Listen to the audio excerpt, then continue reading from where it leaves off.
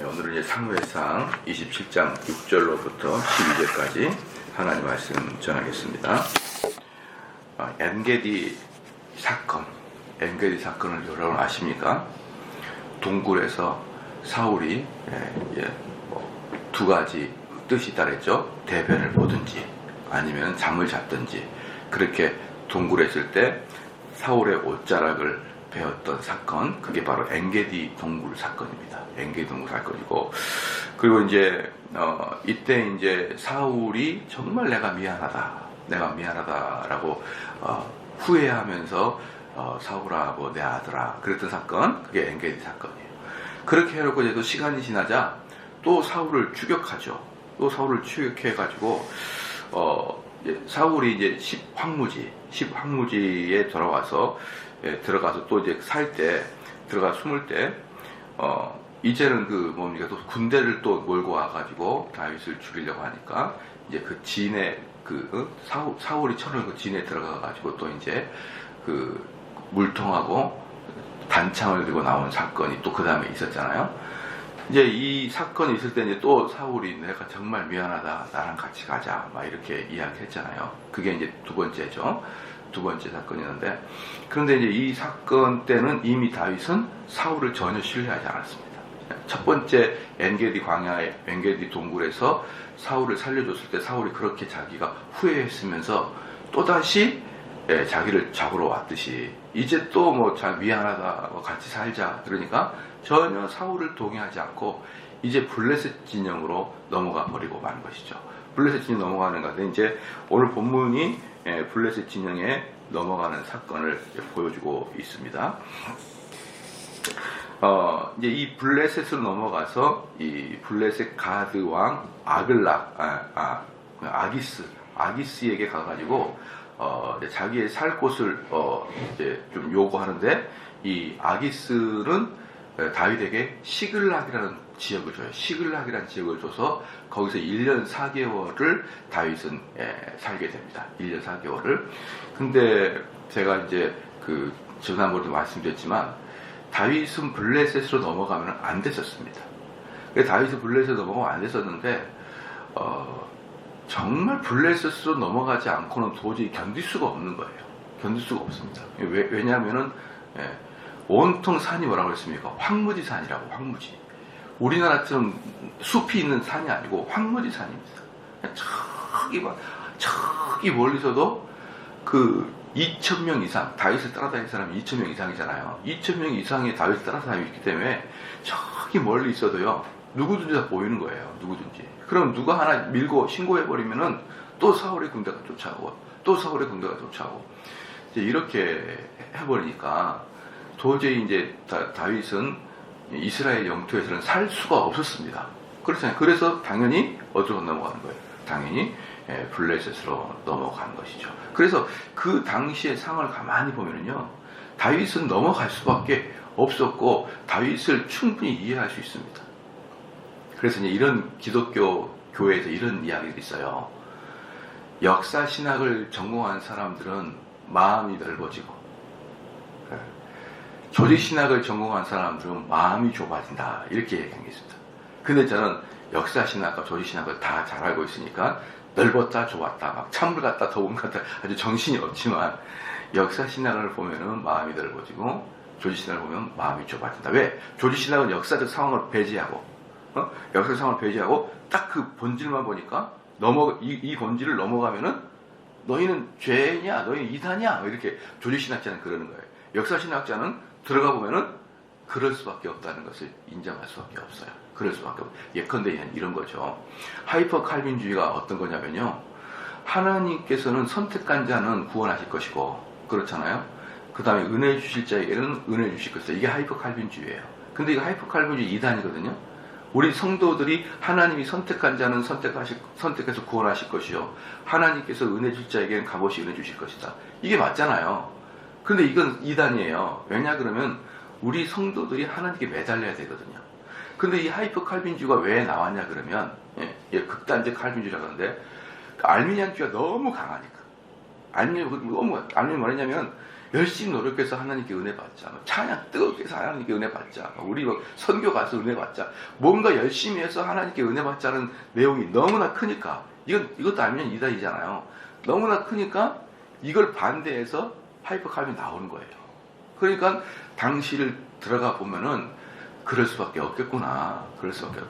이렇게 느껴지는데, 그 역사적 배경을 다 떼보면은 하이퍼칼빈주의건 알미니안주의건 다 이단이거든요. 그렇잖아요. 여기서도 지금 그 다윗이 이 당시에 엔게디 광야를 거치면서 10광야를 거치면서 블레셋까지 가는 과정들을 가만히 보면요, 너무나 이해가 돼요. 그런데 그 역사적 배경을 떼고 다윗의 사건을 보면은 하나님 말씀을 어긴 겁니다. 결론은 블레셋으로 넘어갔던 거예요. 여러분은 어떻게 하겠습니까? 일평생을 고통 속에 있다가 잠시 그 고통이 힘들어서 좀 한 다리를 딱 걸쳤는데 그것이 하나님께서 그만 지역이라 그러면 얼마나 우리 사람들이 팍팍팍팍 하고 어렵습니까? 그러나 여러분, 그럼에도 불구하고 하나님 명령을 어겼기 때문에, 그리고 그 다음부터 계속 또 죄를 짓게 되다가 죄를 쌓아서 나중에 하나님께 벌을 받게 되는 그 다윗의 모습을 볼 수가 있어요. 그 다음 6절에 아기스가 그날에 시글락을 그에게 주었으므로 시글락이 오늘까지 유다 왕에게 속하였니라. 아기스라는 사람이 블레셋 가드 왕이라고 했잖아요. 블레셋은 다섯 도시가 모여가지고 한 국가, 유나이트를 이루는 그런 공동체였습니다. 그 중에 가장 큰 도시가 여기 아기스가 머무르고 있던 가드 지역이었어요. 가드 지역에서 이제 뭡니까, 다윗이 우리에게 성을 달라 그랬습니다. 그러니까 이제 둘 다 뭐예요? 필요가 맞은 거예요. 둘 다. 다윗은 살려고 갔고, 그렇잖아요. 그리고 블레셋은 이미 다윗이 사울에게 쫓기고 있다는 소문을 다 듣고 있었단 말이에요. 사울에게 쫓기고 있었기 때문에 다윗이 군사를 데리고 들어온 것을 저 녀석이 혹시 첩자 아니냐? 이런 생각을 아예 하지 않았습니다. 아기스는 그런 생각을 아예 안 했어요. 왜? 이미 사울에게 쫓겼기 때문에, 쫓겨서 왔다는 소문을 자자하기 때문에 대가 당연히 오는 거예요. 그렇기 때문에 아기스는 뭡니까? 다윗이 넘어가는데, 다윗이 누구예요? 용장이지 않습니까? 용장. 자기의 조상 골리앗을 죽였던 용맹한 장수잖아요. 그리고 싸웠던 백전백승 다윗이 자기 군사를 거느리고, 내가 당신은 나의 주인입니다. 나는 종입니다. 이렇게 계약을 맺었든지, 아니면 최소한 당신의 용병입니다 라고 들어온 거예요. 다윗은 당신이 나의 주인입니다 라고 하든지, 최소한 당신은 내가 용병입니다 그리고 들어왔기 때문에 아기스로서는 엄청나게 좋았죠. 천천만만을 얻은 것 같죠. 다윗 같은 용장이. 그렇잖아요. 봐보십시오. 5개의 그 도심들이 모여가지고 가드가 왕이 되는데, 그 5개의 왕이 되다 사람들이 호시탐탐 서로 왕이 되려고 할 거 아니에요. 그 5 족속들이. 그런데 거기에 탁 하니 다윗 용병이 들어와가지고 딱 버텨주고, 이래 버리니까 든든하죠. 그래서 이제 다윗 입장에서는 이제 들어가가지고, 만약에 이 다윗이 가드 땅 근방에다가 성을 주십시오. 그러면 어떤 일이 발생할까요? 이 2,000명의 사람들과 다윗의 식솔들 2,000명의 사람과 블레셋 사람들이 오다 가다 부딪힐 거 아니겠습니까? 오다 가다 부딪히면은 미움받는 게 이스라엘 사람들이에요. 왜? 얘네들은 선택 민족이라 가지고 항상 교만하거든요. 그러니까 이 다윗이 블레셋 사람들과는 섞이지 않기 위해서 멀리 좀 달라고 하는 거예요. 멀리. 사람들도 없는 곳에. 그래서 그곳이 어디냐면 시글락입니다. 시글락인데, 그에게 주었으므로 시글락이 오늘까지 유다 왕에게 속하니라. 다윗이 블레셋 사람의 지방에 거한 날수는 1년 넉 달이었더라. 이 시글락이 어디냐면 그 가드 땅에서부터 남서쪽으로 약 40km 떨어진 곳입니다. 40km. 그러니까 지금도 40km 먼데 그 당시엔 40km가 얼마나 뭡니까? 그리고 이 시글락은 이스라엘 사람들이 들어가기 전에 다윗의 군사들이 들어가기 전에 밭과 같은 텅텅 빈 지역이었어요. 또 하나, 거기가 어디냐 그러면은 그 남쪽 그 유다 지역, 그 다음에 남쪽 광야, 사막 광야 그 접경지대가 시글락이었습니다. 그러면은 이 시글락에 보낸 이유가 뭐예요? 다윗한테 남쪽 지역 국경을 네가 좀 맡아라는 뜻이에요.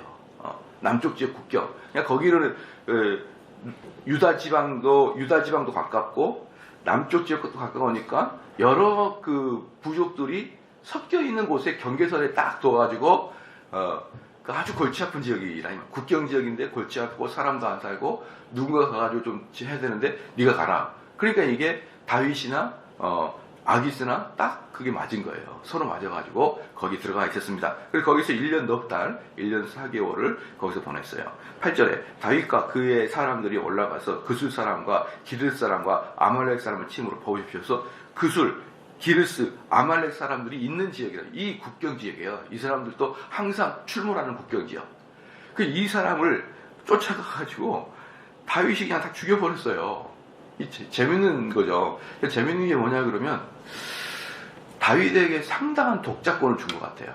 여러분 만약에 한번 생각을 해보십시오. 국경지대라 그래도 누구를 치려 그러면 일단 본부 왕한테 허락을 받아야 될 거 아닙니까? 허락을 받아야 되는데 다윗은 허락도 안 받고 그냥 쳐버려요.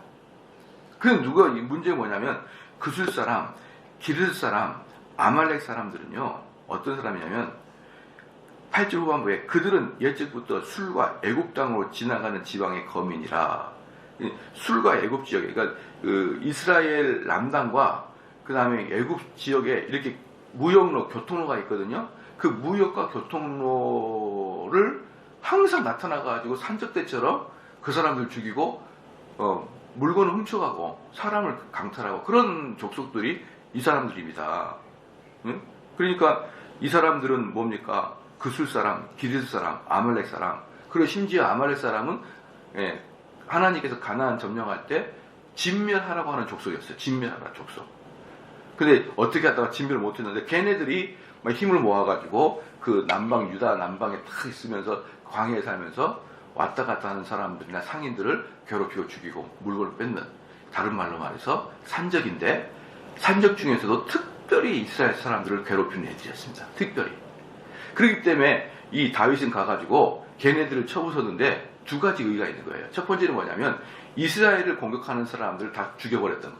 첫 번째. 두 번째는 뭐냐면은 좀 더 작은 관점을 본다 그러면 맨날 도둑질하는 놈들을 하나님의 공의에 의해서 징벌해버렸습니다. 징벌했어요. 그랬더니 9절에 다윗이 그 땅을 쳐서 남녀를 살려두지 아니하고 양과 소와 나귀와 약대와 의복을 취하고 돌아와서 아기스에게 이르매. 남녀를 살려두지 않았습니다. 남녀를 살려두지 않았고 모든 그 우양과 그 다음에 의복들을 취하였는데 이 의복들을 취하고 그 양과 소와 나귀와 약대를 취한 이유는 뭐냐 그러면 유다 백성 다윗을 따라다닌 사람들에게 후한 상금을 주려고 치는 거예요. 그러니까 여러분 옛날에 군대는 꼭 그 뭡니까 영토를 빼앗으려고 하지 않아요. 나도 영토를. 그리고 거기에서 1년 동안 열심히 농사 짓게 한 다음에 추수 때 가서 딱 쳐버려요. 추수 때 가서. 그러면 그 전쟁이 목적이 뭡니까? 가서 그냥 가져오는 거예요. 이건 약탈이죠, 약탈. 그러니까 지금 다윗도 사실은 약탈을 하는 거예요. 그러니까 얘네들은 약탈을 당해도 싸는데 그러나 다윗 행위도 또 아니에요. 제가 설교할 때마다 여러분에게 이해를 시키는 게 뭐냐면은 이 아말렉 사람 나쁜 놈이잖아요. 나쁜 놈이기 때문에 다윗이 아말렉을 치는 것은 하나님의 공의의 집행이에요. 그러나 하나님의 시각을 또 떠나서 보면은 가만히 있던 아말렉을 갑자기 다윗이 쳤어요. 이건 또 다시 다윗에게도 죄가 있는 거죠. 그러니까 둘 다 쌍방의 죄가 있어요. 자, 그래서 친히 이 다윗이 또 전쟁하는 이유는 또 뭐냐면은 그 양과 소와 나귀와 약대와 의복들을 강탈하기 위해서, 그것을 내 백성에게 주기 위해서 사실은 별로 명분이 없는 전쟁을 했던 겁니다. 그러니까 10절 말씀에 그래서 아기스에게 돌아가죠. 아기스가 가로되 너희가 오늘은 누구를 침노하였느냐라고 했거든요. 이제 여기서 보면 알 수 있지만 다윗은 독자적으로 침노했다는 것을 알 수 있어요. 예. 그리고 오늘은 누구를 침노했냐? 이것은 뭐냐면 자주 다윗은 이런 일을 했었다. 가가지고 마음에 안 들면 죽이는 거예요. 근데 이제 아기스 왕 입장에서는 상당히 기분이 좋은 겁니다. 왜? 그 주변에 있는 맨날 블레셋을 침공했다가 찝쩍거렸던 이런 사람들을 또 알아서 다윗이 해주니까 상당히 기분이 좋았어요. 그래서 이제 아기스는 또 다윗이 딱 군대를 거느리고 또 그 전쟁의 포획금을 딱 가지고 아기스한테 우리가 좋아가지고 너 또 오늘은 누구를 죽였냐 이러면서 좋아라 싱글벙글 하고 앉아 있는 거예요. 그러니까 이제 아기스 가로되 너희가 오늘은 누구를 침노하였느냐? 다윗이 가로되 유다 남방과 보십시오. 유다 남방과 여라무엘 사람의 남방과 겐 사람의 남방이다. 이게 뭐냐면은 다윗은 첫 번째 거짓말은 안 했습니다. 근데 두 번째 얼렁뚱땅 얘기해요. 쉽게 말하면 너는 누구를 쳤냐? 이러면은 저는 전주를 쳤습니다. 저는 군산을 쳤습니다. 이렇게 정확하게 그 지역을 이야기해야 될 거 아니에요. 그럼 다윗은 뭐라고 하냐면 저는 저기 남쪽 지역을 쳤습니다. 이렇게 하는 거예요. 저 남쪽 지역을 쳤습니다. 남방을 쳤습니다. 이게 바로 지금 10절 후반부 중반부에 다윗이 가로되 유다 남방과 여라무엘 사람의 남방과 겐 사람의 남방이다. 그러니까 얼렁뚱땅 저쪽에 남쪽 애들 좀 손 좀 봤습니다. 다 청주입니다. 전주입니다. 이렇게 얘기하는 게 아니라 남쪽 지금 손을 봤습니다. 이렇게 하는 이유가 뭘까요? 이렇게 하는 이유가 뭐냐면요. 여기 그슬 사람, 기르 사람, 아말렉 사람들이 블레셋과 유다 경계 지역에서 활동하지만 블레셋을 주로 침공한 게 아니라 주로 유다를 침공한 애들이거든요. 얘네들이. 주로 유다를 괴롭히는 애들이에요. 그러면 얘네들은 그 아기스는 모를까요? 다 알지? 다 알아요. 그러니까 이 녀석이 가만히 보니까 집은 우리 집에서 살고 좋은 곳은 유다 백성만 좋은 걸 하네? 이렇게 화가 날까봐 어때요? 저쪽 남방 애들, 걔네들 손 좀 봤습니다. 이렇게 하니까 또 뭡니까? 그러니까 누가 한번 이쁘면은 눈에 껍질이 씌어가지고 뭘 해도 이쁘듯이 다윗이 저기 남방 섰으면 그래도 좋아. 아이고 다이다. 네가 또 오늘 멋있는 일을 했구나. 이렇게 한 것입니다. 11절에 다윗이 그 남녀를 살려 가드로 데려가지 아니한 것은 그의 생각에 그들이 우리에게 대하여 이르기를 다윗이 행사하는 행사가 이러하여 블레셋 사람의 지방에 거하는 동안에 이같이 행하는 습관이 있을까 할까 두려움이라. 그러니까 이 사람들을 진멸한 이유는 뭐냐면 하나님이 걔네들을 진멸하라 이렇게 명령한 게 아니라 얘네들 살려뒀다가는 가드에 와가지고 다윗이 유다 사람 침범하는 사람들만 쳤습니다. 막 그렇게 소문을 낼까봐 싹 죽여버린 거예요. 그러니까 이것도 죄죠. 이것도 죄인 거예요. 결국은. 그래서 아기스 12절 말씀에 아기스가 다윗을 믿고 말하기를 보십시오. 벌써 불신자들은 사람을 잘 믿어요. 우리 성도들은 사람을 믿는 게 아니잖아요. 예수 그리스도를 믿는 것이지. 그렇잖아요. 저희 옛날에 아내가 그랬다니까요. 목사한테 시집 오면은 행복하고 평안할 줄 알고 당신을 믿고 시집 왔더니 당신이 나한테 이럴 수가 있어. 그래서 네가 처음부터 사람 믿는 게 잘못이다. 제가 이렇게 큰 교훈을 줬어요. 왜 사람을 믿고 결혼을 하느냐? 사람은 항상 변하고 실망할 수밖에 없죠. 그렇잖아요. 그러니까 여기 이 가드 왕은 금방 다윗을 믿어버려요. 계속 선물을 주죠. 올 때마다 뭐 이렇게 오고 조화를 하는 거예요. 그래서 다윗이 자기 백성 이스라엘에게 심히 미움을 받게 하였으니 이스라엘에 심히 미움을 받는다 생각해요. 왜요? 유다 남방을 쳤다고 하니까 유다 남쪽을 쳤고 야 네가 드디어 너희 민족까지 쳤구나 이렇게 해서 좋아하면서 그래 이제 너희 민족까지 친 이상 너는 다시는 이스라엘로 못 가겠구나 이렇게 딱 마음 먹고 아주 다윗을 너무나 승승장구했어요. 근데 이제 여기서 보면은 제가 말씀했죠. 처음부터 끝까지 전부 다 사기야. 처음부터 끝까지 사기입니다. 사기 다윗이. 그러니까 블레셋으로 넘어가는 것이 죄라고 했죠. 일단 죄로 넘어가니까 다 죄를 질 수밖에 없잖아요. 그러니까 죄가 쌓이는 거예요. 한번 죄를 딱 지면은 그럼 여기서 다윗이 뭐라고 합니까? 누구 쳤습니다. 구체적으로 이야기할 수는 없는 거예요. 또 들어가 보면 이야기할 수 없어요. 그러나 일단 들어가게 되면은 이제 연속적으로 죄를 질 수밖에 없습니다. 그래서 이 다음에 엄청 벌을 받는 거예요. 벌을 받고 그 다음에 하나 큰 의미가 있는 게 뭐냐면은 요 1년 4개월 동안 있는 기간에 다윗은 단 한 편의 시편도 안 써요. 시편을 못 씁니다, 다윗은. 그러니까 이미 영성이 죄로 물들어 버린 거예요. 이미 영성이 죄로 물든 겁니다. 저는요, 여러분이 어떻게 생각할지 모르지만, 나라가 이제 어려움에 처했을 때,